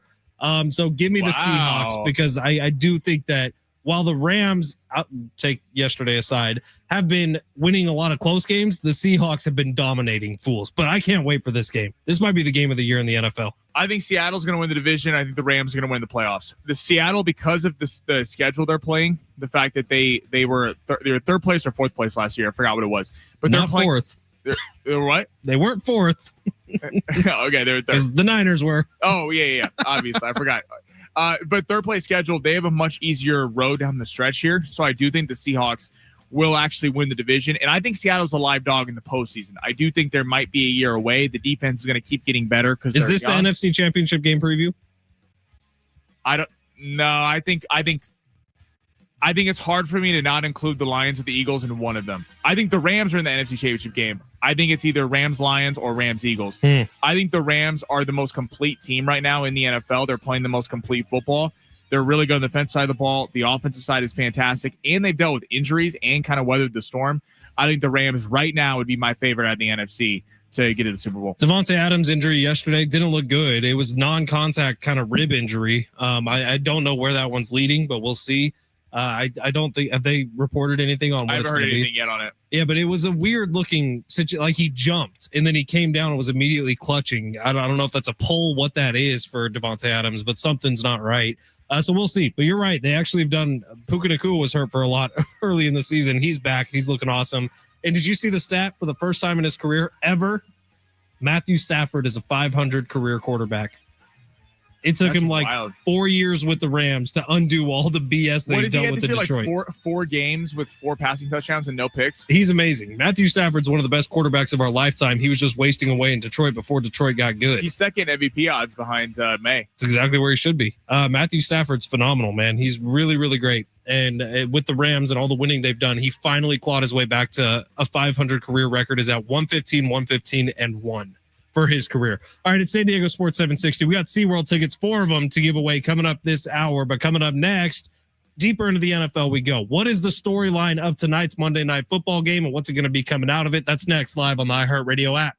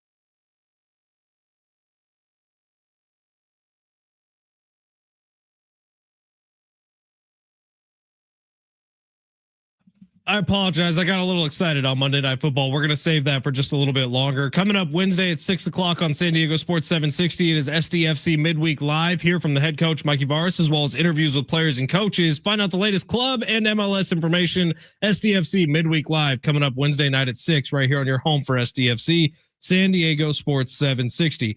Darren Smith, by the way, is going to be jumping on with John and Jim coming up at 3:00 today. That's going to be one of those must listen as SDFC makes history here in San Diego over the weekend. All right. Speaking of San Diego history, all that stuff. Say what you will about Bob Nightingale. He's got a lot of stuff wrong over the years. He's a baseball writer for USA Today. He's one of the insiders in the world of Major League Baseball. He has his hot stove article out right now. He released it a little bit later or earlier today. And on that list is a lot of good stuff, including some of the moves the Dodgers potentially could be making this year. They've freed up $90 million worth of cap space. The Dodgers are going to be in on everybody once again. He talks about the fact that the Tigers are open to potentially moving on from Tariq Skubal this offseason, but they would need to be blown away by an offer or else they're going to wait for the trade deadline. And then he gets in to who is on the Major League Baseball trade block this offseason. He goes through a few. The Cincinnati Reds ace, Hunter Green, is on the trade block this offseason. Okay. Arizona Diamondbacks all-star second baseman Ketel Marte, who a lot of us thought might be on the move this past trade deadline. Miami Marlins ace Sandy Alcantara is one of the highly regarded pitchers who's going to be available for trade this offseason. And then he gets to the San Diego Padres. All-star right fielder Fernando Tatis Jr. This is what Bob Nightingale has to say about it. He says the Padres certainly don't want to trade him and still may not listen now, but with all their bloated and backloaded contracts, someone is going to eventually have to depart. And no one making big money has more trade value than Fernando Tatis Jr., whose 14-year, $340 million contract suddenly looks rather reasonable. Wow. For nothing more than a thought experiment, Bob Nightingale is putting this out there to the world on USA Today. And now a lot of Twitter accounts have taken this and run with it, saying Bob Nightingale is saying that Fernando Tatis Jr. is going to be traded. That's not what he's saying. In fact, he said it there at the start. They certainly don't want to trade him, but then he makes the case that it might make the most sense for them to trade him. I am not one that's going to stand up and say AJ Preller should be trading a generational player at this point. But I think Bob's point does hold true. You're not going to go to the end of Fernando Tatis Jr., Manny Machado, Xander Bogaerts, Yu Darvish, Joe Musgrove. These contracts are going to someone's going to have to leave. Who's it going to be? Well, yeah, it's what he's saying is true, is that you had the Padres traded the farm system to go in last year to win the whole thing. Right. And they have a shot this year, a little bit less of a shot because it doesn't look like Michael King and Robert Suarez coming back, but they still bring the same roster back. Unfortunately for San Diego, it didn't happen. They didn't have, all that momentum at the trade deadline didn't come through. It is like Manny Machado at this point in his career with the 209 batting average in the postseason and the amount of struggles he's dealt with. I don't know how tradable of a contract. Like, it's tradable. People would take it, but I don't know that the Padres would have the get back in return for him that they would think. Jackson Merrill's on an extremely team-friendly contract. You wouldn't want to get rid of him. Not that you want to get rid of Fernando Tatis Jr., but you're talking about if we've seen the ceiling of this team, if we've seen what this kind of correlation of this group of players is able to do so far the last 6 years, and it's not get to a World Series, the one thing to replenish the entire farm system would be to trade Fernando, because there would be, every team would be in on him. And the fact that what you just read, it's actually a somewhat of an affordable contract for his level of star. Now, I'm with you. I'm not saying to do that. It would obviously be a complete rebuilding for the franchise, but it would be stupid for the Padres not to at least listen to an offer that if the Padres are sitting here struggling at the trade deadline and they don't look like they're a serious contender. If someone before the trade deadline, what's up? Or before the trade deadline this offseason. If someone gave you their entire farm system and you basically you get what the A's got from the Padres, I think you'd be foolish not to listen, because I don't know how many bargaining chips are going to be able to trade to upgrade this team, considering all the top prospects are gone outside of Salas? Essentially, what Bob Nightingale is saying with this is something that we've said a lot on this show, and something that Kevin Acee has said a lot on this show, is the Padres need affordable, sustainable talent. And that's not a spot you want to be in, but it's the fact that the Padres need that because they have so many bloated contracts. The three off the top of your head, the three that are making the biggest impact are Fernando, Manny, Xander. And then you can dig in a little bit and say, oh, Joe Musgrove is still making a lot of money. Yu Darvish making a lot of money. He's not even going to be playing next year. You can kind of start to go through them and realize, oh, this is not sustainable to keep all these guys and be able to replenish with young, cheap talent. Well, the one way to replenish with young, cheap talent is to move on from one of them. And the one you're going to get the most for is Fernando Tatis Jr. That's what Bob Nightingale's saying. Again, this team without Fernando Tatis Jr., are they winning 90 games? I would say probably not. But 10 years ago, 10 years from now, are they? That's where the answer is. Right. I think the question is, listen, do you want, if this is the cap of the Padres, you get to the postseason, you lose, would it be better to take a step back for a potential one step or three steps back for maybe 5 steps forward in the future, or keep doing what you're doing? I think what that's not better for. The answer that's not better for is fan attendance, which has been breaking records. That would not be good for fan attendance. Yeah, Fernando Tatis Jr. is the most popular jersey. It's not even close when you're walking around Petco Park, and that would take quite a hit. And Padres ownership would have a bad look on them if they were to do that right now, which is why I ultimately don't think they will. But the fact that Bob Nightingale's even putting that out there, a little head scratching today. All right, it's San Diego Sports 760. Quick break here. On the other side, we're going to be giving away some SeaWorld San Diego tickets. You're going to want to stay tuned for those. 4 of them coming your way. That's next on San Diego Sports 760.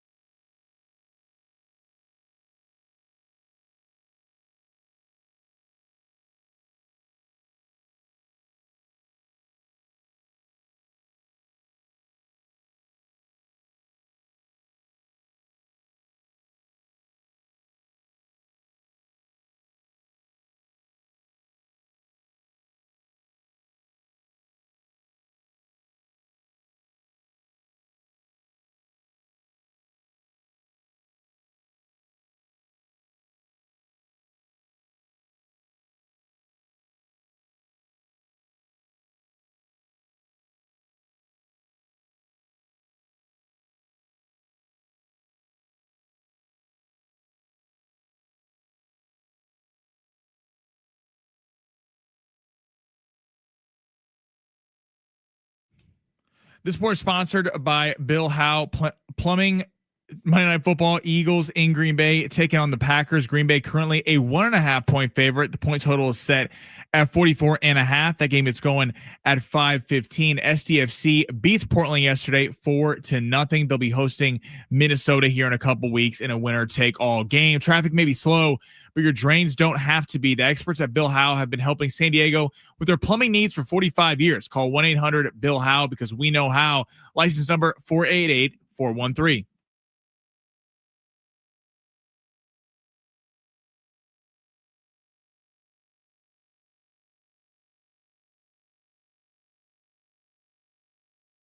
San Diego Sports 760. Ben Fletcher, Sammy Long with you till 2. If it's your first time joining us, hey there. My name is Ben Fletcher. That is Sammy Long. It's a pleasure to be here with you. Hope you're having a good time as well. How many fantasy football managers just put their hands up and thank the Lord when Travion Henderson finally got used yesterday?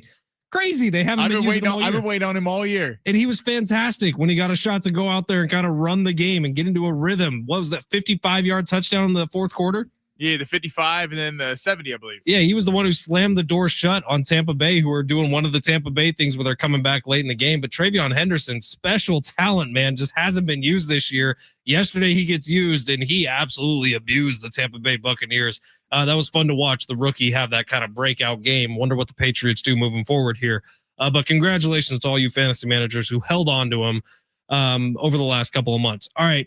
We've been talking about the Padres a lot today because there was a big press conference down at Petco Park where Craig Stammen was officially introduced. And I honestly do think, and I'm not BSing you in any type of way, Craig did a really great job at the press conference. And there's one thing to be a good talker and to be able to kind of have that communication back and forth with the media. And that's a big part of being a Major League Baseball manager. And I thought Craig handled that incredibly today. I don't think it was much of a surprise. If anyone remembers back when he was a player with the Padres, he was always a very friendly spot for the media to go to and have a conversation with. And Craig did a great job today. AJ Preller did the normal AJ Preller thing where he talked uninterrupted for a lot of time, didn't actually say anything. And we both asked the question, Sammy, because we watched this press conference. We were like, nobody asked AJ Preller about his contract situation with the Padres and whether or not he would be here moving forward. Marty Caswell, old reliable. Marty's the best at this. She always has been. Caught up with AJ Preller after the press conference. And this is all available on her Twitter account at Marty Caswell TV. You can find it there. But after the press conference, she caught up with AJ Preller and asked him point blank if he had conversations with Craig Stammen about his contract situation with the Padres and whether or not he would be extended. And then she had to ask him a second time because the first time he didn't answer the question. So we'll delete the first minute and 18 seconds. Get to the final, the meat of this one. When Marty asked the question a second time, let's hear what AJ had to say. And again, like I think John was able to John talked about, hey, he was able to talk to any candidate that had questions about what it all, in terms of, my contract situation and he's talked to, he had spent time one-on-one with Craig. He spent one-on-one time with all the candidates to talk about, his vision, his belief. I'm, like I've said before, I'm looking forward to being here for a long time, and I'll continue having those conversations and see where it goes. Now, he still didn't really say anything, but he did say, I'm looking forward to being here a long, long time. Dude, he makes me laugh when he talks at the presser. Like, I'm like, is he awake? Like, what is going on with these, these answers? A lot of people have a lot of theories on AJ Preller. I just say this. He always kind of sounds like he just smoked a big fat Cali blunt sober, baby. right before he gets, and I don't think he is. Like, AJ Preller is one of the more productive GMs in baseball. He's always on the phone. People say he hardly sleeps. But it does for sure sound like, A, he really does belong in San Diego with the way he talks. Yes, he does. And B, it kind of seems like AJ Preller is always just getting off a puff pass rotation, which, AJ, if you want to do it, come in here and do it. We'd love to chat with you over 45 minutes. Kind of crazy, though. And he still didn't really answer the question. Well, the Padres, the ownership put him in a bad spot. For sure. And also, like, him being there today is putting him in a bad spot. Right. It's actually, like, good for Marty for going up and asking the question and asking it a second time because he didn't effing answer it the first time. I recommend going over to her Twitter account and seeing the whole video. I'm surprised that there wasn't more questions when they were at the podium about this. I didn't watch the entire thing. I watched like bits of it. So maybe there were some questions about it, but there was not. It's surprising. It does feel like Jay Silva said it's almost like they were instructed not to ask. I don't know what was going on because that would have been my first question after Craig Stammen spoke. Good for Marty for getting or trying to get an answer on that. But it's just like I kind of feel bad for AJ Preller because it is a tough question. By the way, he's going to be in front of media all week. The GM meetings are going on now in Vegas. Well, I believe they start later on today. Everything outside of the fact of not signing a contract extension points to he's here for the future. He's talking at the podium. He's making personnel decisions. Right. He's extending qualifying offers. He's hiring a manager. Craig Stammen made it a serious point to say in the presser that if it wasn't for AJ Preller believing in him that much and convincing him, he wouldn't have even thrown his hat in the ring and wouldn't have even really pursued it. So everything is saying AJ Preller screaming is going to be here for the foreseeable future, except the only thing that matters, which is pen and paper. So it's an odd spot. Listen, maybe they announce it later today and everything's, all good, but it's an odd situation. Odd situation for sure. And he's going to be busy over the next few days. The GM meetings literally are beginning either later today or tomorrow in Las Vegas. So I don't know. AJ Preller is doing general manager things without officially being the general manager past next year. There is always the opportunity that he remains on as the president of baseball operations or the GM and not the other. And maybe that's something they're going through. And you know how bad, let's just play hypothetical for a second. The fact that they're not locking him up, let's just say he got lured to some other team or he gets fired. Do you know how bad of a look that is for the Padres that they're letting some guy that they knew was going to be clipped making decisions on the future of the franchise? So they better sign AJ Preller to a contract. I think AJ Preller has done a phenomenal job keeping this team relevant with the lack of budget that he has been given by ownership. Yeah. Something I heard John Schaefer say a while ago, and I think this is true. I think AJ Preller is here next year unless it's AJ Preller's decision. Well, that's interesting. Maybe so. There's a chance that AJ Preller is the one holding up some of these discussions. Like we always think about it from the other way around, but there's a chance that Preller is the one who's not putting the pen on the paper. That's interesting because AJ Preller would be a guy that if there was a big opening in terms of, or how about a big opening in like the leader of scouting, right? Or not necessarily being a GM. There's a lot of really good jobs around baseball that don't have the TV time that general managers do. Like you wonder if a Red Sox or Yankee or something opened up. Like I'm not saying he would be that, but he is a name that's well respected in Major League Baseball circles.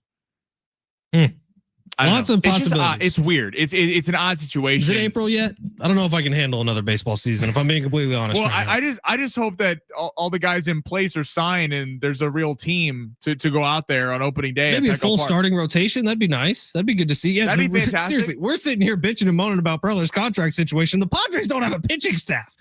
Right. It's like the sooner you get him solved, Preller, next you can work on putting a roster together that can go fight with the top teams in Major League Baseball. It feels like they're just delaying that process. And it's I mean, first off, the GM winter meetings. Yeah. This is when signings happen. That's always the whole kind of. These are the fall meetings. I think these are a little different. The winter meeting, I don't know. Baseball's calendar is crazy, man. All right, we got a lot to do and very little time to do so. So let's read some of these texts here. 858 on Craig Stammen says, he seems like a really nice guy, but will he be willing to work the hours that are necessary? He has 4 young children. Unfortunately, I'm guessing this is another 2-year manager. Craig Stammen talked about that quite a bit in his press conference today. And he said that was a big part of communication he's had with his wife over the last several weeks, getting ready to make this decision. It sounds like everybody's on board. So I don't know that that's a huge factor, but he is a family man through and through. 619 says Thanksgiving by 10 miles over Christmas Day. 858 says Thanksgiving is hands down better than Christmas, but I may be biased because I'm Jewish. It might take you out of this conversation a little bit, unfortunately. Said laughing face. Yeah, you did. 858 says, what's worse, a terrible Sammy's long shot Sunday or your team winning a meaningless game on Sunday, a la the Dolphins and the Saints? Dolphins and Saints fans were upset that they... Saints fans more so than Dolphins fans. Yeah, because Saints fans, because Tyler Shucks actually looked pretty good. Well, at least if you're a Dolphins fan, you got to beat your arch rival that has tortured you for years. You see Mike McDaniel going by that bar in Miami. That's all Bills fans. He was trolling after the game. Oh, good for him. Dude, I love that. I love Mike McDaniel. He needs to not get. He is not the reason why this team has 3 wins. Mike McDaniel and AJ Preller would be a fascinating conversation to just be a fly on the wall for. Just watch those 2 guys interact with each other. I actually feel like they're pretty similar in a lot of ways. Mike McDaniel's just 10 times goofier. A Mike McDaniel, AJ Preller press conference would be, I mean, it might be 6 hours. I'm here for it. I would love to see it. You know, like the Aztecs are sending boxes of stuff to John Gruden. Can the Padres make this happen with Mike McDaniel and AJ Preller? Just a round table conversation. Maybe they go on Mookie Betts' podcast. It'd be like when Spicoli got out of the car in Fast Times at Ridgemont High. Seriously. You know? Just a cloud. Fast Times is a great movie, man. That's a once a year watch minimum. Oh, of course. Just that's a vintage Saturday at 1 o'clock, not doing anything. Watch. Bingo. That is stay home sick from school, watch Fast Times, watch Bad News Bears back to back. Yeah. Dude, the two movies of the 80s that shaped so much of everything. Oh man, we gotta take a break. First, we got to give away some SeaWorld tickets. Speaking of San Diego. Speaking of Christmas. Legendary moment. Speaking of San Diego Christmas, if you want a 4-pack of SeaWorld tickets to go experience the Christmas celebration down at SeaWorld San Diego, as I pulled a copy up here, they got a lot going on this year for Christmas. Starting November 14th through the January 4th, experience the magic of the season, meet incredible animals like belugas, penguins, and sea otters. Pete the Penguin is down at SeaWorld. I love that guy. Step into a whimsical winter wonderland with 1 million dazzling lights in the all-new Clyde and Seymour's Christmas, and see the lighting of the biggest Christmas tree here in San Diego. Experience a holiday unlike any other at SeaWorld San Diego. Tickets and information at SeaWorldSanDiego.com. 4-pack of tickets on the line. Sammy, what caller? Phone lines are going crazy right now. Let's do caller number 13. How about 74? No, let's go with 13. That's aggressive. 13. Caller number 13. You're going to SeaWorld San Diego with a 4-pack of tickets. 877-767-4760. We will close this thing up, wrap this thing up, put it under the tree. Coming up next at San Diego Sports 760, live on the iHeartRadio app.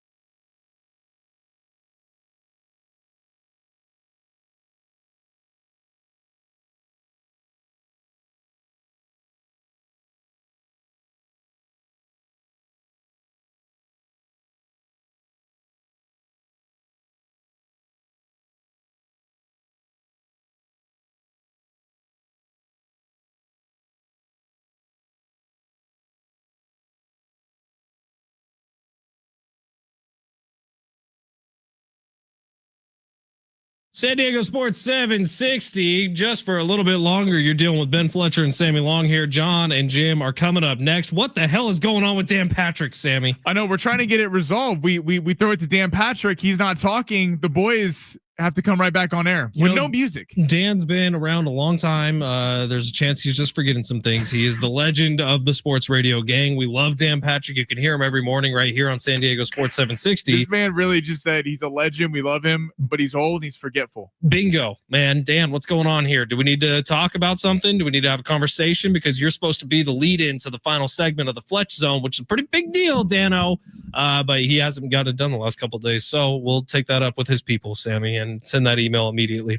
All right, tonight, Monday Night Football, it's time to make some picks. What is the spread over under? Has it moved at all during the show, Sammy? It had. The over under has been jumping back and forth in the 2 hours we have been on. So it opened at 44.5. It went up to 45.5. Now it's back down to 44.5. A line change, a lot of late money coming in on Philly. This thing opened as Green Bay favored by 1.5. It has swung in the last 30 minutes all the way to Philly favored by 1.5. So some sharp money is coming on Philly tonight. I think a couple big bets have been dropped on the Eagles. Where are you feeling this game?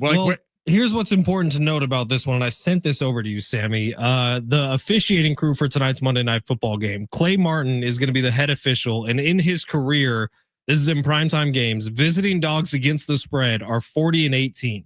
So coming into this, initially Philly was the visiting dog coming in, and I think that's where a lot of the sharp money has come in, because against the spread, visiting dogs in primetime when Clay Martin is the head official, they've been 40-18 against the spread. Visitors plus 3.5 or less against the spread have been 20-3, which is what the Eagles would have been. And the Eagles specifically have been 4-2 against the spread in primetime games officiated by Clay Martin over his career. So he has leaned Philly over the last, 25 years or so since he's been an official. He runs the same crew that almost got suspended last season. So Packers fans beware, officiating me maybe headed against you against the spread tonight. We'll get into this tomorrow after we watch the game with a little more data. Does the winner of this game become the favorite in the NFC? I'm wondering if the refs end up skewing this game tonight. Hell, Sammy, there were more gambling probes over the course of the weekend. Ben Fletcher, scandalous today. Well, who were the baseball? It was Emmanuel Clase and blanking on the other guy's name. Me too. Garcia, maybe? I can't remember. But they were both on the Cleveland Guardians, and they were like spiking pitches so that live bettors could get the up and up on next pitch ball, which is something you can bet apparently. Yeah, they just came down today. Actually, they're limiting pitching bets the $200 to $200 on parlays because they don't want mass money dropped on these like weird side bets, which makes sense, because even if someone's trying to throw a game, if like in football especially, unless you're the star quarterback, if you're a receiver and you drop 3 passes, they're just taking you out of the game. So it's kind of hard to you can directly impact the game, but at some point you can't control everything. But these prop bets with these pitchers where it's one pitch. I mean, you could over under 2.5 runs and you could throw a meatball down the middle that gets taken in next week. What about next pitch ball or strike? Like that is a prop bet you can place in. And so they had there's court documents out the wazoo on this, but these two players are facing like actual jail time here. This is like crazy. 65 years or something. Crazy. And definitely lifetime bans are coming down. But yes, so tonight history would show you in the betting perspective that you should take Philly tonight, at least where they were at plus 1.5. But who do you trust more? Who's going to have a bigger night? Love or Hurts? Love hurts. Love does hurt, man. It's a battlefield out there. I am going to go for tonight's game and tonight's game only with the Green Bay Packers, baby. They are going to buck the trend. Okay. I'm on Philly tonight. I think Philly I was on Philly, by the way, until the last 25 seconds. I think Philly puts on a performance tonight. I think the amount of receiver injuries, I do think Christian Watson is going to hit our long shots tonight, his over 42.5 receiving yards. But until Jordan Love does it, now he plays better in these bigger games. I just think whoever gets a lead in this one is big, because both teams have big running backs. Josh Jacobs, Saquon Barkley. With the Eagles, you got the tush-push kind of aspect of it. Who can lean on the other team, especially in a cold environment? Don't know if the ball is going to be flying all over the yard in this one. Give me Josh Jacobs to have a huge night against the Eagles. I like Green Bay tonight. I like Philly over under 45.5. Under. Low-scoring game. Okay. I'm going to barely hit the under 24-21 Eagles. Yeah. I like that score around there, but flip it around to the Packers. All right, we're out of here. John and Jim are coming up next. Huge weekend in San Diego. They're going to be reacting to all of it. Darren Smith is going to be joining the show coming up at 3:00 today. Lots of fun to be had. They will have SeaWorld tickets as well as Aztec tickets as well. Who do we give those SeaWorld tickets to? Shalise is going to SeaWorld. Thank you for listening to the show. If you're trying to win with us, you can maybe win with John and Jim or with us tomorrow. See you tomorrow. San Diego Sports 760. We out.